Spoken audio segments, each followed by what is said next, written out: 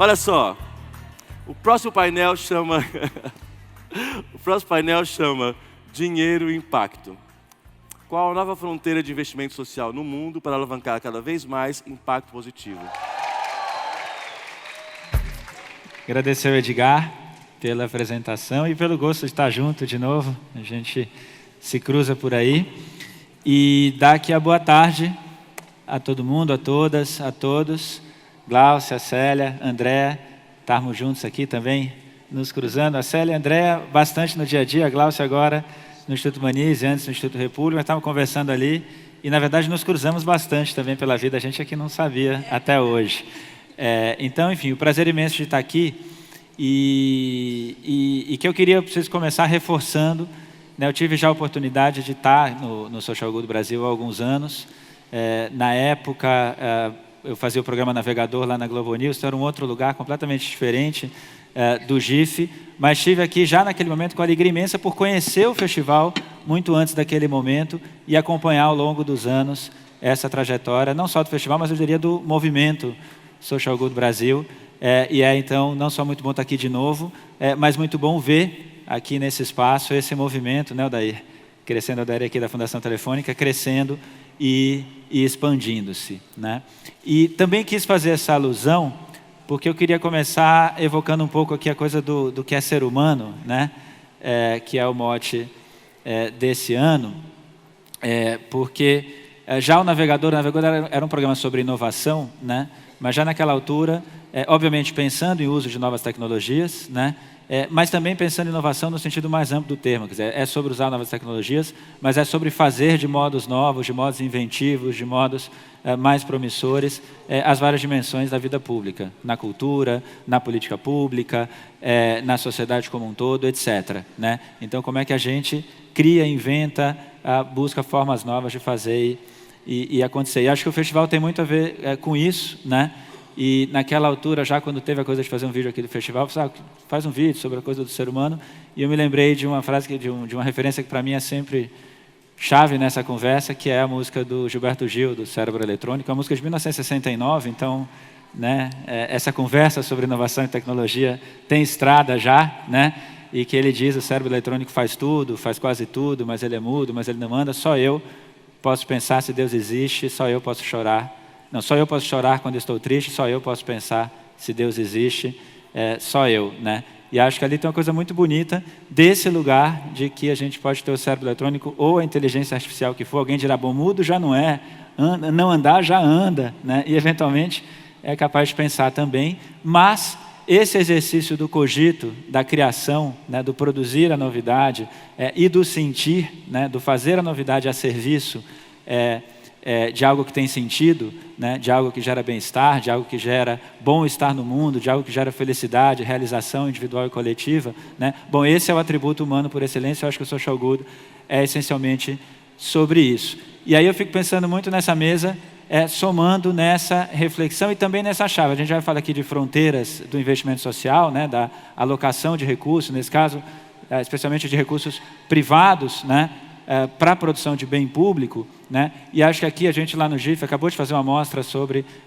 projetos de inovação social, coisas que estão gerando soluções novas pelo país a partir da ação conjunta de fundações, de organizações da sociedade civil, de empresas, de governos, e também chamar atenção para essa convergência necessária de esforços para que avancemos coletivamente, né? Acho que tem feito falta nesse país a capacidade de produzir convergência de esforços e trabalhar em função de valores e de agendas comuns, mas fizemos a mostra. O próximo congresso do GIF no ano que vem tem essa bandeira de fronteiras da ação coletiva, né? Novos modos de fazer. Acho que a gente vive um momento no Brasil e no mundo que, eu falei do cérebro eletrônico, a gente sempre vive momentos que nos desafiam a fazer de jeitos novos e melhores. Acho que esse é mais um deles, e se a gente fizer direitinho, a gente vai sendo capaz de cada desafio, de cada momento, produzir inovações que nos levam adiante. Acho que estamos de novo numa encruzilhada, como ao longo das décadas e dos tempos sempre estivemos. Mas a essência aqui é que falar de fronteiras é falar sobre a apropriação de tecnologias, né? Mas é falar sobre modos novos de fazer as coisas. Como é que a gente atua? Falei aqui de convergência, acho que a Gláucia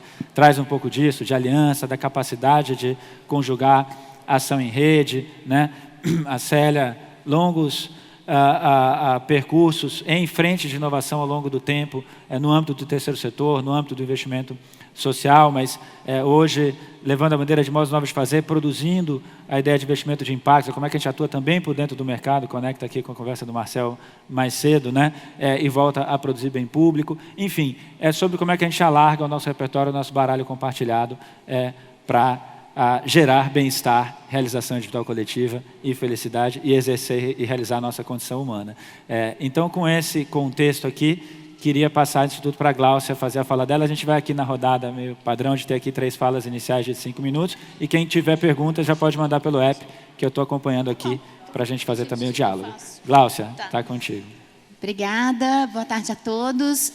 Eu brinquei aqui que eu tinha uma muleta, que era a apresentação, mas acho que deu um probleminha nesse momento. O que não tem problema, né? E é bom que eu reduzo o tempo e falo das coisas mais objetivas. Mas vamos lá. Então, o Instituto Humanize é uma organização sem fins lucrativos que coordena o investimento social privado, né? É uma filantropia familiar.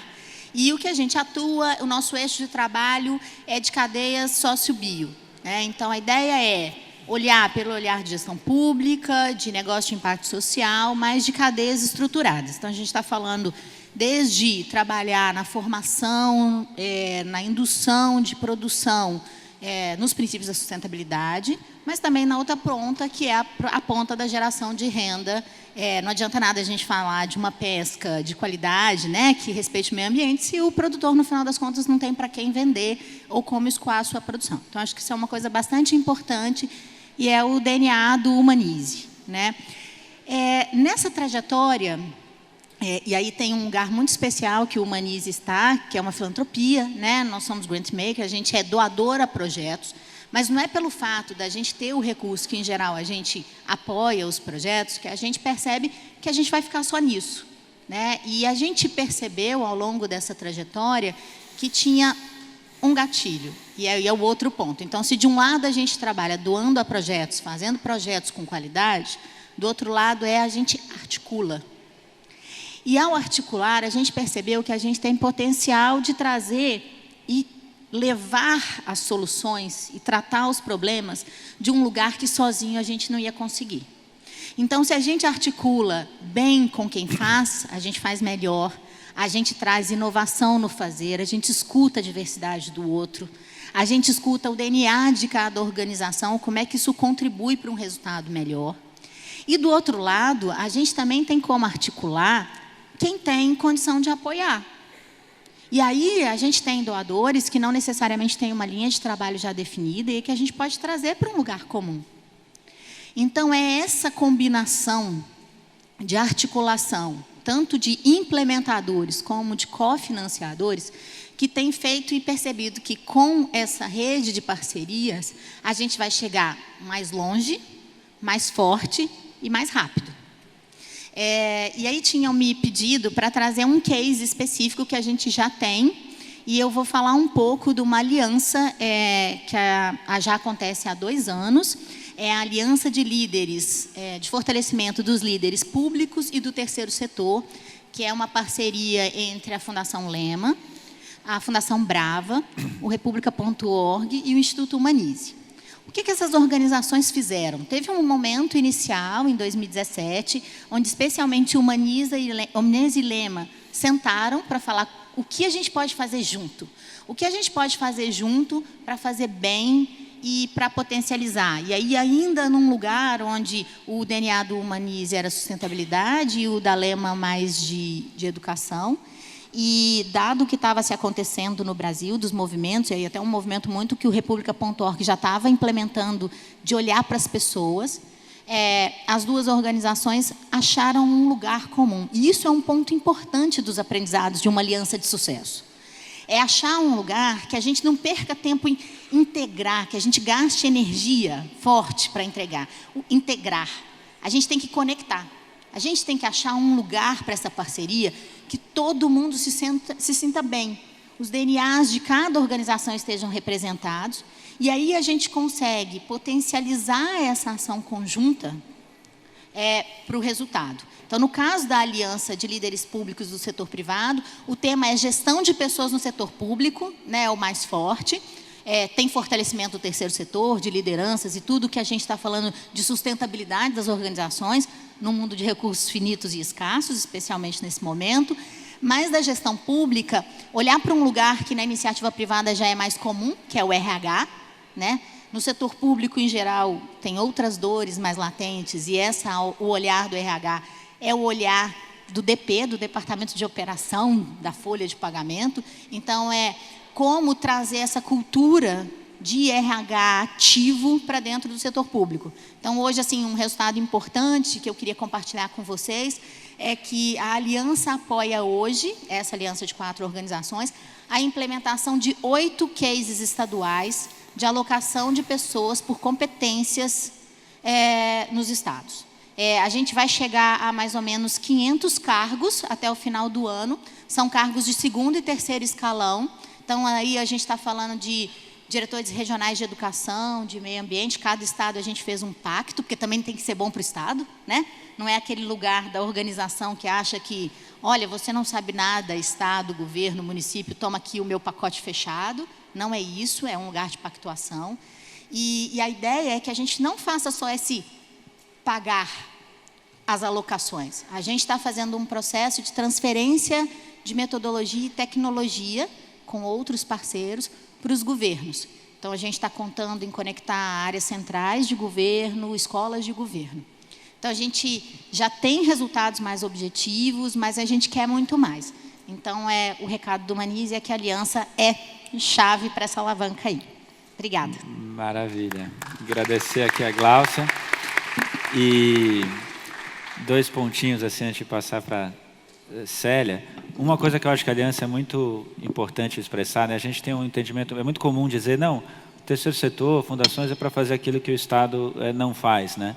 E acho que uma coisa que a aliança traz o Estado se faz a partir da iniciativa, da ação e da vida coletiva na sociedade. Então, o papel fundamental, ao contrário, é nutrir e ajudar a qualificar a ação pública, também, em muitos casos, sobretudo, por meio do Estado. Acho que a aliança tem muito esse sentido, né? Como é que a gente fortalece a gestão pública a partir dessa ação, trazendo esse conteúdo. Acho que isso é uma coisa, e a outra é a do fazer junto, né? A gente tem sempre essa... Acho que a gente está muito... Acho que a escassez sempre... Tudo tem alguma utilidade. A escassez serve para ilustrar a coisa da necessidade, mas de fazer junto. Mas, assim, incidir na esfera pública, né? A esfera pública é de todo mundo. Tem um plexo de atores, tem pluralidade, né? Então, você nunca vai conseguir fazer nada de consistente se você não for capaz de se articular e de compor esforço, né? Tem essa frase do... Né, se quiser ir longe, ir rápido, vá sozinho, se quiser ir longe, vá acompanhado, né, que é meio lugar comum, mas eu acho que no fazer público, na grande maioria das vezes, nem rápido você consegue ir sozinho e certamente você não vai longe. Então, acho que a aliança tem também um componente muito importante de ilustrar modos de fazer coletivo. A gente tem levantado agora no GIF essa reflexão sobre o que a gente está chamando de filantropia colaborativa, né? Um momento de pensar mais sobre coordenação de esforços na forma de alianças, de redes, de fundos, né? Como é que a gente combina recursos para a ação em temas similares. E aí o termo aliança, né, Célia, não é casual aqui que ele apareça mais de uma vez. Eu falei da Célia, além de dirigir o ICE, além desse histórico do fortalecimento do terceiro setor, também conduz hoje a aliança pelo impacto, por investimentos em negócio de impacto no país, que acho que também incorpora muito desse sentido, e aí já numa fronteira também positiva, não só com o poder público, mas também com a vida privada, com o mercado, e nesse sentido de gerar convergência. Então, passar aqui para a Célia, trazer um pouquinho também. Bom, boa tarde a todas e todos. É um prazer estar aqui de volta também ao Social Good, bem maior. Acho que continue crescendo. Eu vou pegar uma fala, só para começar ali, do Edgar. Eu acho que eu venho aqui com muita intenção de conectar o tempo todo o que eu faço com a atenção de vocês, como é que a gente traz essas diferentes atenções nesses espaços, para que a gente se conecte com as intenções individuais, para que a gente realmente gere mais impacto pelo Brasil.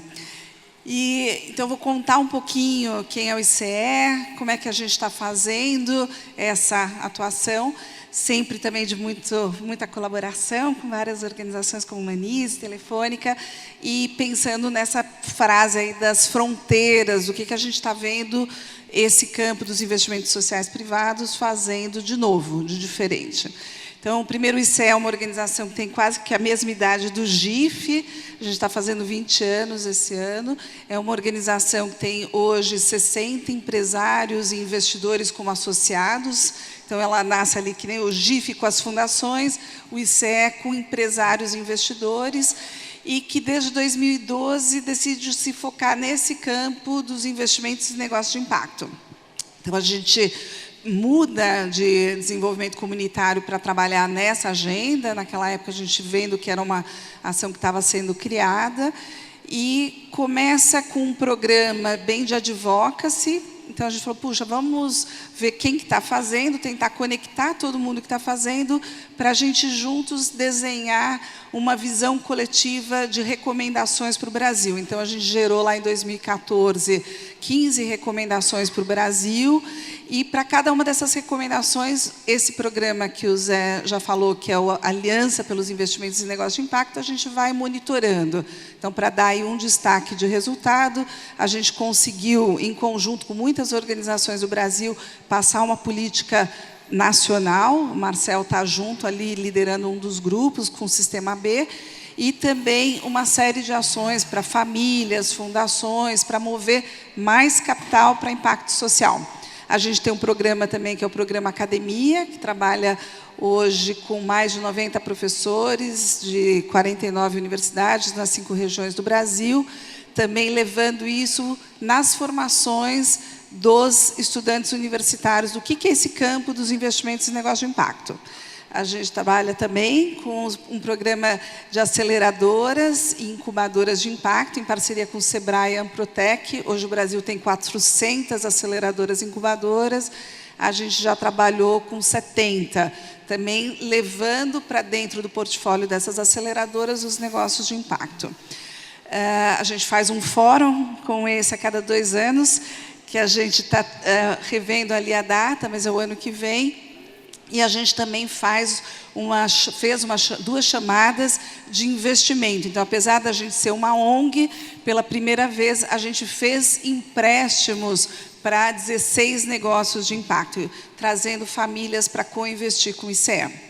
Acho que, para falar um pouquinho dessas fronteiras, eu acho que a gente, representando várias famílias, a gente buscou pensar em outras formas de fazer cada vez mais e melhor impacto social para mais pessoas. Em especial, a gente tem um foco em populações mais vulneráveis, né?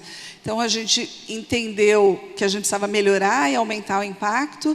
A gente percebeu que várias dessas famílias fazem filantropia, têm as suas grandes empresas podendo inovar nas suas cadeias de valor, e também tem o seu chapéu de investidor.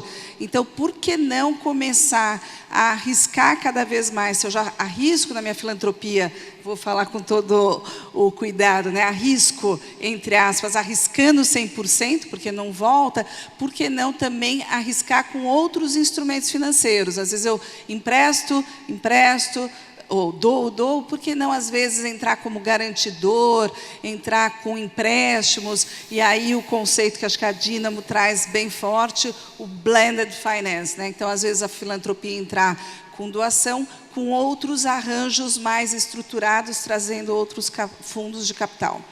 E, por fim, a filantropia tem trabalhado nesses muitos anos com empreendedores sociais, mas mais de ONGs. Por que não, cada vez mais, se vocês ou vários outros que têm empresas também focadas em impacto, por que não investir nesses empreendedores sociais que estão trazendo novos modelos de negócios com impacto e performance financeira? Então, acho que a gente traz um pouco esse novo modelo cultural aí para as fundações, para os institutos corporativos também arriscarem nesse campo. Eu acho que, só para fechar minha fala, eu acho que o que a gente está trazendo como fundações entrarem nesse ecossistema aí dos investimentos e negócios de impacto é de que, se a gente ajudar a construir esse ecossistema, a nossa tese é que o capital privado tradicional, ou de cada um de nós aqui, em vez de ele estar sendo guardado em investimentos tradicionais, em negócios tradicionais, em bancos tradicionais, ele vai poder ser movido para esse tipo de negócios de impacto. Tem várias plataformas, eu estou falando da Dínamo, porque ela está aqui na frente, mas tem Dínamo, BemTV, Rede Dinheiro e Consciência, Cital, que começam a mostrar para nós também, cidadãos, que a gente pode mover o nosso capital cada vez mais para impacto. Então, o papel, às vezes, da filantropia é ajudar a construir esse ecossistema para que muito mais capital venha para impacto. Então, eu acho que é um pouco esses itens que eu quis trazer um pouquinho sobre essa nova fronteira aí. Maravilha, Célia.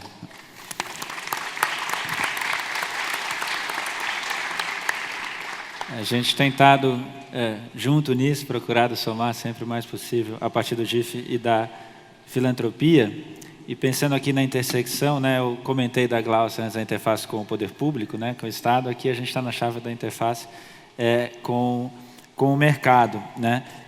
E acho que aqui tem algumas coisas interessantes, porque primeiro tem uma coisa incremental, né? A gente vem de uma trajetória que há algumas décadas levanta a bandeira da responsabilidade social, ambiental, corporativa, quer dizer, como é que eu me abstenho de promover práticas lesivas, né? Eu tenho que ser responsável nas minhas relações de trabalho, na minha cadeia de fornecimento, na minha prática ambiental.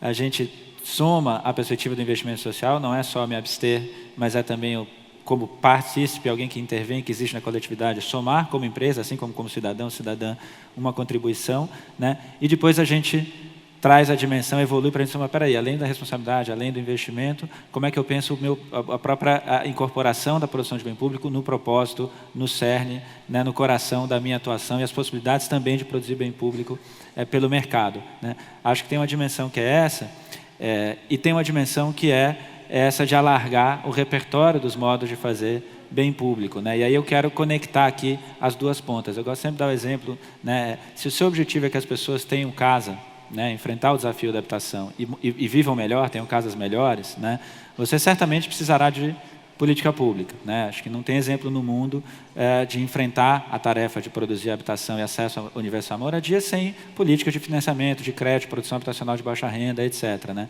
Essa política pública certamente precisará de conhecimento e de movimento na sociedade, né? Atores terão que demandar isso, terão que chamar atenção para isso, terão que formular essas políticas, universidades, centros de pesquisa, etc., né? Por outro lado, né, se você produz soluções de mercado, né, que permitem, que são acessíveis e desenhadas, incorporam técnicas, materiais, formas de comercialização, etc., acessíveis para essa mesma camada de população de baixa renda para a qual precisamos produzir habitação mais e melhor moradia, né, você também tem condições de dar conta de um vasto campo de repertório para que as pessoas vivam melhor. E ainda em situações de emergência, às vezes você vai precisar ir lá e fazer uma casa de emergência e dar uma casa. Quer dizer, eu não acho que a gente possa prescindir, quer dizer, a pergunta não é, vem cá, a gente tem que prescindir de alguma dessas coisas, quer dizer, vamos ver só com uma ou só com outra. Evidentemente não faz sentido quando a gente fala no caso concreto. Se o teu objetivo é que as pessoas morem e morem melhor, uma combinação inteligente e rica dessas coisas certamente será a melhor resposta, né? E, no entanto, sou inovador, muitas vezes, pensar nesses termos, né, digamos, sistêmicos, a palavra não é nada inovadora, mas é isso, né, na qual, da combinação dos vários repertórios, das várias ferramentas, a gente produz bem público. Eu acho que tem uma coisa muito forte de tudo que a Célia traz, que é exatamente esse alargar da caixa de ferramentas, do baralho, do repertório de prática e dos modos possíveis de produzir interação entre eles, né? E aí, entre o setor público, a sociedade civil, o terceiro setor e o mercado, né, que acho que é algo também muito chave, que é inovador e, como eu dizia, também é incremental. A gente vai aos poucos aprimorando. Vou passar aqui para a André e reforçar, não tem ainda nenhuma pergunta aqui do app, poderia fazer às vezes, mas queria estimular o envio de perguntas para a gente seguir depois. Vai lá. Boa tarde. Eu trabalho na Serasa Experian. Não sei se vai ter... Tem a apresentação, está funcionando. Proteção. E queria convidar vocês a refletir um pouquinho sobre uma maneira diferente de se trabalhar a responsabilidade social empresarial dentro das corporações. Respondo lá por sustentabilidade, para a região aqui da América Latina. E a Serasa Experian, para quem não conhece e para quem acha que é uma empresa do governo, pública, o pessoal me pergunta, você trabalha na Serasa, numa empresa pública? Não, a Experian ela é global, ela está em quase 40 países, tem mais de 16 mil funcionários, trabalha com o DNA de inovação e tecnologia, então ela vai bem além da questão da negativação, né, que é o que todo mundo conhece, o nome sujo dentro da Serasa, então ela passa por isso, está muito além disso, transformando dados para justamente melhorar a realidade da população brasileira.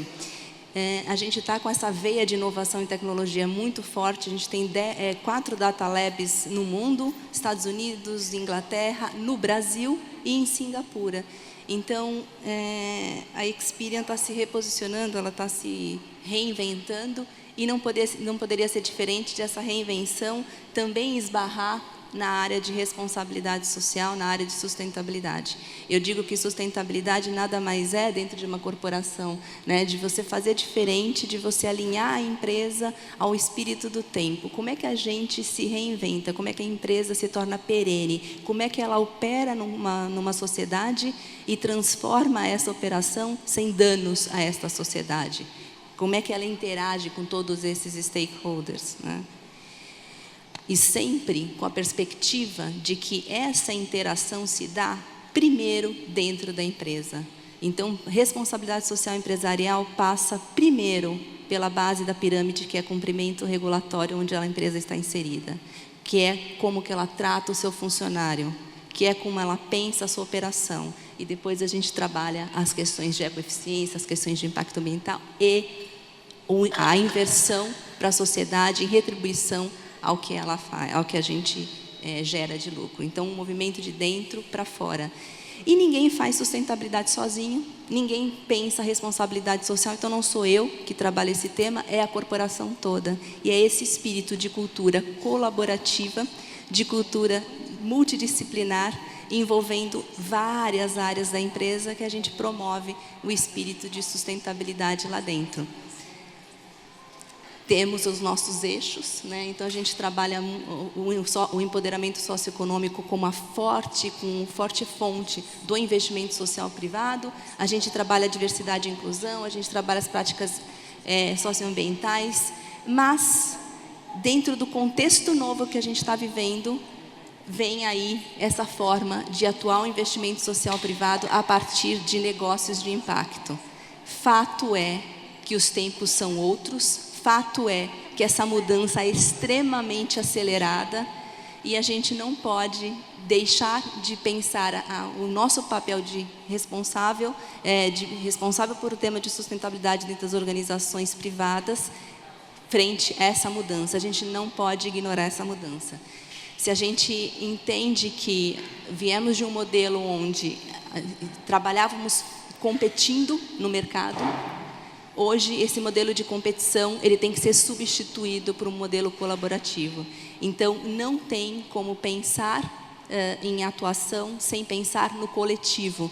Não tem como pensar na transformação social sem tomar como base essa revolução de dados e de informação que a gente está vivendo. A gente está falando aí de cidades inteligentes, de fazendas inteligentes com a internet das coisas. A gente está falando aí de uma revolução 4.0, que é a fusão da biologia com o dado. Não sei se vocês sabem que até no Vale do Silício já tem uma startup, gente, que está armazenando informação no DNA humano, chama Catalog. A gente está falando aí de realidade ampliada, de hiperrealidade, enfim.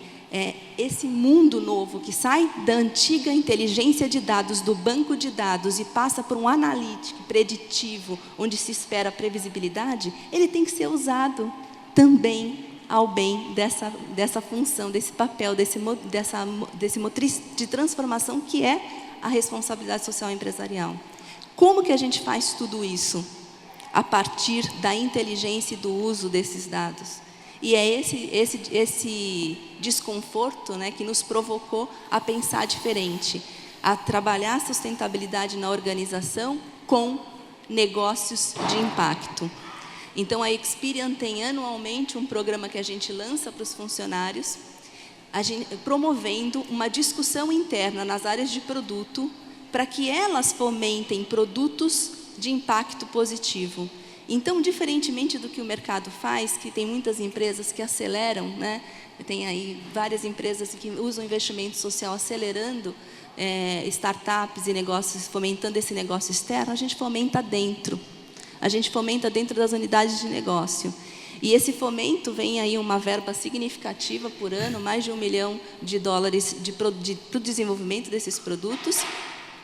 E espera-se um impacto mínimo de 500 mil pessoas. Então, ao mesmo tempo que a gente trabalha internamente nesse olhar social, porque o público desses negócios de impacto são públicos de grande vulnerabilidade. Então, para a sociedade, esses produtos são gratuitos. É uma outra forma da empresa ganhar, né? Ao mesmo tempo que você pensa esse produto, você beneficia a sociedade. Eu vou dar um exemplo. Esse ano, no Brasil, a gente está desenvolvendo um produto para identificar fraude no sistema público de benefícios sociais.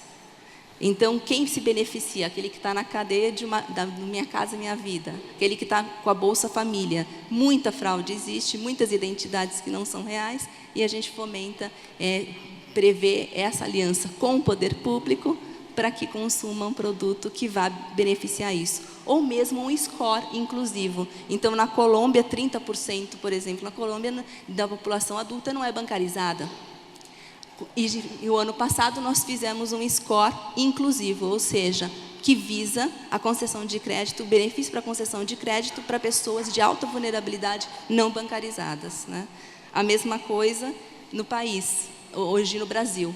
A gente está fomentando o score inclusivo e divulgando no mercado, trabalhando no mercado para uma aliança, que a gente está trazendo uma plataforma internacional, americana, chamada Dalberg. E a gente vai promover um projeto interno da Alberg Insight, já sei que acabou meu tempo, já estou acabando, para que a gente reúna cientistas de dados, terceiro setor, governo e investidores, para que pense a partir da inteligência artificial, a partir dessa data analytics, problemáticas sociais e ambientais. Então, é isso que a gente está promovendo recentemente conosco. Enfim, fica aqui o desafio de como a gente trabalha a partir desse universo enorme que são os dados que existem de forma inteligente, para promover uma transformação social eficiente, de maneira colaborativa e construtiva.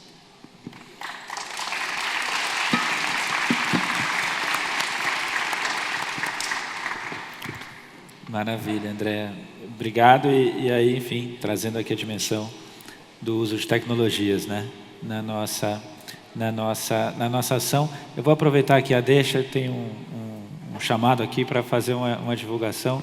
Eu lembro do Marcel falar na mesa anterior que não basta o compromisso, tem que fazer. Então, além de expressar aqui a parceria e o entusiasmo com o Social Good Brasil, como eu fiz no início, dizer que a gente está promovendo, apoiando o movimento Data for Good, em geral, e para a produção de uma oficina sobre o uso de dados para fundações, institutos e atores de investimento social no dia 13 de novembro. Quem tiver mais interesse, fala comigo, entra no site do GIF, do Data for Good, mas fazer aqui essa chamada para quem tiver interessado. E aí a gente vai aqui para a rodada de perguntas. Pintaram aqui algumas perguntas. Como a gente tem não muito tempo, eu vou fazer aqui uma sugestão de ir fazendo as perguntas específicas, e acho que a gente não vai ter muito mais que uma rodada. Então, também estimular a Glaucia, a Célia, a Andréa, além do comentário sobre a pergunta em si, cada um trouxe um pouco do seu lugar de atuação. Se vocês tiverem mais uma, duas coisas que vocês acham que poderiam compor uma boa lista de fronteiras para o fazer público e para o investimento social no país hoje. No país e no mundo, mas atuamos aqui no contexto do Brasil. Então, também estimular vocês a gente compondo esse mosaico. Tem aqui uma pergunta para a Célia, da Priscila Blaut, pedindo um pouquinho mais sobre o que você falou no final, a respeito de pessoas físicas poderem investir capital em projetos sociais. Como é que elas podem fazer isso? Qual é a caixa de ferramentas? Eu vou começar, a gente teve uma ideia aqui de perguntar quantos de vocês aqui são empreendedores e têm um negócio de impacto? Considerando que pode ser uma ONG com geração de renda ou um negócio. Pode levantar a mão, Marcelo. Tá. Quem aqui já acessou capital de família, amigos ou loucos que investiram no seu negócio? Quem aqui já pegou empréstimo de banco? Que não foi negativado. Ok. Quem aqui já tem investidor com equity? Tá. Eu acho que é um pouco essa cabeça que a gente quer colocar. E quem aqui, quando você está falando de um negócio que tenha impacto e performance financeira, então a gente está falando no core, está resolvendo um problema social, mas ele tem produtos e serviços que são sustentáveis.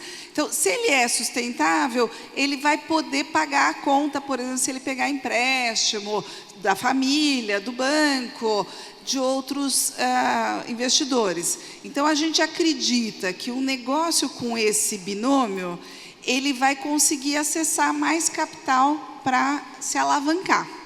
Então, o que a gente vai fazer aqui, um exercício um pouquinho nessa dobradinha, é, quando eu quero crescer, muitas vezes eu preciso acessar capital. De quem levantou a mão? Um dado que me espanta muito é, se eu sou uma empreendedora mulher, comumente, até acessar 20 mil reais, 30 mil, eu consigo pegar no banco, eu vou. Quando eu vou para um patamar maior, já somem as mulheres. Então, nessa pergunta ali do Zé Marcelo, eu queria só falar que cada vez mais a gente está vendo surgir uma série de plataformas que tem uma mistura de investidores. Muitas dessas plataformas que vocês estão vendo nascer aí de crowdlending, quer dizer, empréstimo, crowd equity, quando ele vira sócio, ou outros instrumentos, tem, às vezes, uma fundação que entra ou com dinheiro doado, primeiro, para daí poder estruturar essa operação, ou, às vezes, ele entra com um garantidor, ou, se você pegar um dinheiro de alguém e seu negócio quebrar, ninguém aqui quer, eu torço por todos os negócios de impacto, que eles sejam muito bem sucedidos, mas se, eventualmente, ele quebrar, às vezes, o dinheiro da fundação é um dinheiro que a gente fala mais paciente, ou até o primeiro que se perder, se o negócio quebrar, quem vai perder o primeiro dinheiro são as fundações. Então, a gente está vendo essas estruturações acontecerem com vários bolsos, inclusive o nosso de indivíduos, para que mais capital chegue em quem está fazendo o mundo real de impacto acontecer. Então, acho que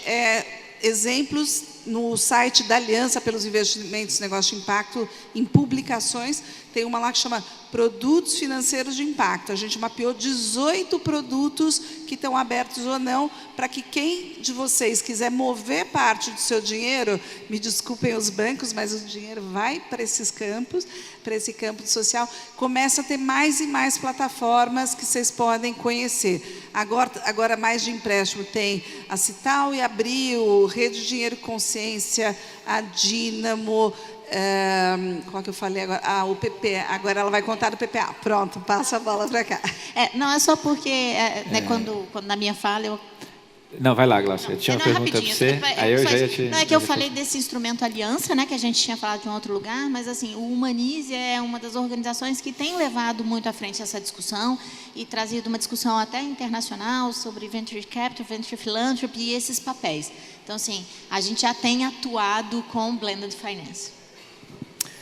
Não, maravilha, mas nem precisa botar o microfone na mesa. Eu ia passar a bola aqui para você. Tem duas perguntas, uma especificamente para a Glaucia, a outra, acho um pouco mais aberta, então eu vou sugerir de ouvir a Glaucia e depois já ouvir a André também, se a André quiser jump in.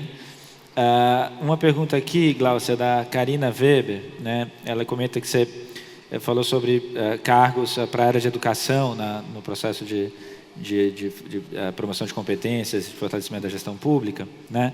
E ela pergunta sobre como que é a participação de professores, no caso da educação, eu diria, né, de servidores em geral, em outras áreas temáticas, na construção desse processo, o entendimento das competências necessárias, etc., né? E a outra é quais são os principais critérios analisados, essa é da Georgia Barbosa, para que as iniciativas recebam investimentos, né? Você falou do grant making, né? Qual é o valor médio investido, como é que são os critérios? Então, deixa eu ouvir um pouco sobre isso. Tá. No caso do setor público, eu vou dar um exemplo específico, né? Assim, a construção, a aliança é o agente que move e traz a pauta. Então, a gente faz a conquista do governante, porque tem um lugar importante aí, né? A gente não está falando de concurso público, a gente não está falando disso, a gente não está mudando nada na legislação.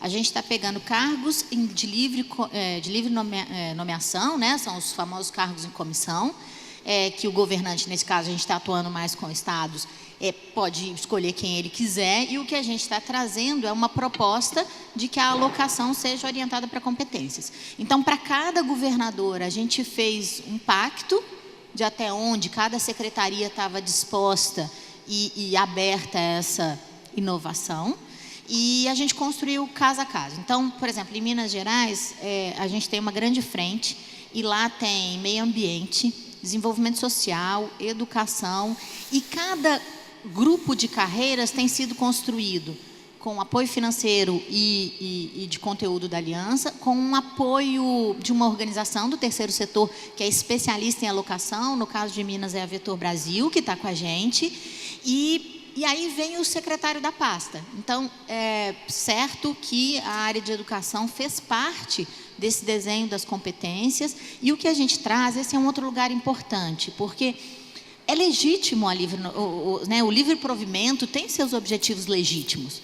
Então, o que a gente traz é 3 nomes, é uma lista tríplice, para que aquele gestor possa escolher daquele lugar. Então, a gente também não tira esse lugar. Então, é uma construção coletiva e com foco na transferência de conhecimento.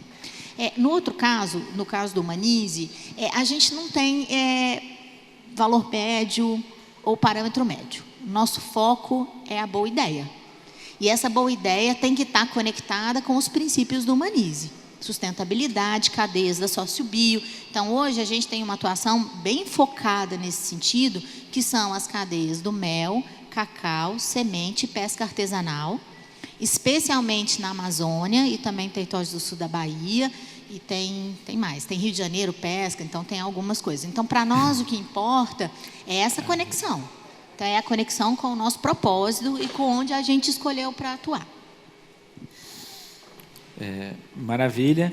E aí, acho que a gente queria estimular aqui a Andréa a talvez dialogar um pouco com essa variável de critérios, né? Como alocar os recursos. Acho que aqui tem uma pergunta sobre, né, que critérios tanto para o grant making quanto para a alocação de recursos. Então, como que a gente produz a efetividade, que critérios, que práticas nessa frente? A gente entra muito com programas desenhados em parceria com o terceiro setor, tá? Então, dificilmente a gente faz um investimento fora, sem esse desenho, essa cocriação da Serasa Experian com esse terceiro setor. Então, por exemplo, um programa de microempreendedores que a gente fomenta em São Paulo, trabalhando, fortalecendo a saúde financeira desses microempreendedores individuais, a gente trabalha com a aliança. Então, a construção, esse investimento se faz através da aliança empreendedora. Esses negócios de impacto que eu citei são negócios criados dentro de casa. Então, um investimento é extra o orçamento existente no budget anual, para que você desenvolva essa tecnologia nova, não pensada no momento do planejamento. Então, esse investimento ele é interno, mas é diferente dos critérios que a gente usa numa aceleradora, por exemplo, entendeu? Maravilha. A gente esgotou aqui as perguntas, estamos no final. Tem uma última pergunta, que aí depois, se alguém quiser somar, mas se existe diferença entre filantropia e investimento social, né? Então, eu vou aqui no lugar do GIF dizer, eu olhei aqui para vocês, para a Célia sobretudo, porque eu diria, bom, a gente pode falar bastante, ficar um tempo aqui, mas em essência, eu aqui me pedi a resposta que é a seguinte: a rigor, né, não, né? A gente tem o termo philanthropy, que é um termo que se usa pelo mundo, né? No Brasil, quando o GIF, e não o GIF como instituição, né, todo o movimento em torno da criação de uma prática filantrópica mais contemporânea e mais voltada a isso aqui, a inovação, a efetividade, a transformação social, se faz sobretudo ali no contexto dos anos 90, a partir dos anos 90, se cunha e se adota a expressão do investimento social privado, a partir de uma premissa de que o termo filantropia no Brasil teve sempre muito associado à ideia de assistência, né, a ideia da solidariedade, do apoio ao próximo, que obviamente é fundamental, né? Eu gosto sempre de dizer isso, a primeira camada fundamental de uma vida coletiva qualificada é a capacidade de sensibilização e a gente ter laços básicos e primordiais de solidariedade e de existência no coletivo disseminadas, né? Mas a ideia é de que, para além disso, quando a gente fala de mobilizar recursos privados para produzir bem público, não basta isso, né? Quer dizer, é preciso pensar como é que a gente reverte aquela situação. Se há uma situação que demanda assistência, qual é a transformação que eu preciso fazer do ponto de vista da organização da sociedade, do ponto de vista das políticas públicas, etc., para que aquela situação se supere. E se eu preciso fazer isso, eu preciso pensar nessa ação não simplesmente como uma boa ação, olha, eu tenho recurso, estou fazendo aqui uma boa ação para tentar ajudar, mas como até aqui fazer o gesto de aspas, porque quando a gente pensa em investimento, a gente tende a pensar na vida privada, né, no mercado, mas como investimento, nesse caso investimento social, ou seja, algo que mais do que simplesmente ter a intenção, persegue o retorno, persegue a efetividade, né? Nós precisamos pensar como é que eu planejo, como é que eu estruturo, como é que eu avalio, né? Como é que eu sistematizo aquilo que eu estou fazendo, para que aquilo possa gerar o máximo possível de efetividade, de impacto e de transformação na ação. E aí se cunha a ideia de investimento social privado, né? Como distinta da filantropia, nesse sentido da filantropia como algo mais na chave da benemerência, na chave da assistência, né? Ao longo do tempo, duas coisas. Primeiro, surge todo o universo dos negócios sociais, dos negócios de impacto social ambiental e do investimento de impacto social ambiental, e aí a gente está usando o mesmo termo, investimento, né? Mas uma chave que é essa que a gente traz aqui, de dialogar com iniciativas que vão atuar dentro do mercado, com atividade econômica, com sustentabilidade do mercado, mas também procurando responder a desafios públicos. Tivemos alguns exemplos aqui, né? E aí, como a gente falou antes, a gente enriquece esse arco de ação. Quer dizer, eu posso pensar em investimento social na chave filantrópica, na chave da doação, da alocação de recursos para coisas que se fazem na sociedade civil, se fazem na cooperação com o poder público e que não são monetizáveis no mercado, né? E também pensar situações em que eu vou apoiar iniciativas que por dentro do mercado buscam produzir respostas, expandir oportunidades, construir modos de sustentabilidade ambiental, etc. Eu vou passar para a Célia, e aí a gente fecha, mas eu faria só um comentário que o estudo a gente vem crescentemente no GIF, quando eu comecei dizendo a rigor, não, também um pouco, né, o mundo fala em philanthropy, né, buscando recuperar a ideia de filantropia como algo que possa intrinsecamente ter esses atributos, né, na sua essência, e queria terminar com esse sentido, quer dizer, independente aqui da terminologia, ela é sempre fundamental para a gente combinar do que a gente está falando em cada caso, né, mas acho que o essencial é aquilo que nos move aqui no encontro e no início, como é que a gente faz essa ação orientada por um sentido de eficiência, né? É preciso ter qualidade, não basta estar afim, né? E por um sentido de transformação, é preciso orientar isso a produzir no fim do dia mais bem-estar, mais realização pessoal, coletiva, com o máximo possível de alcance, com o máximo possível de sistematicidade. Acho que a essência da ideia é essa. Célia, você ia fazer um comentário e eu vou passar para o Edgar. O Edgar já está me olhando feio aqui. Não, eu acho que o único comentário que eu queria deixar mais claro é a necessidade que a gente tem de medir esse impacto. Então, eu acho que vocês que são empreendedores, que estão na sala, só tomar essa atenção de que eu acho que a gente está indo para outro lugar, de falar qual é o impacto, né? Eu acho que a gente vem de uma geração que media indicadores de quantas crianças estão no projeto, quantas pessoas foram atendidas, e a gente já está com perguntas mais altas. Eu gosto muito do exemplo, não é mais quantos prisioneiros, por exemplo, estão na prisão, mas quantos não voltam. Não é mais quantos alunos estão na sala de aula, mas quantos vão para a universidade, ou quantos empreendem. Então, acho que a gente subir a barra. E cabe a vocês, empreendedores, estarem atentos a essas perguntas. Que impacto que vocês querem fazer e como é que vocês vão medir? Seja como uma ONG, né? Eu venho muito desse campo, o Edgar também, seja uma ONG que tenha geração de renda, seja um negócio que tenha produtos e serviços, mensurem impacto, acompanhem, que eu acho que é aí que a gente vai conseguir ter a escala que a gente precisa. Então, super obrigada aí pelo convite. Obrigado, Célia, obrigado a todo mundo. Palmas.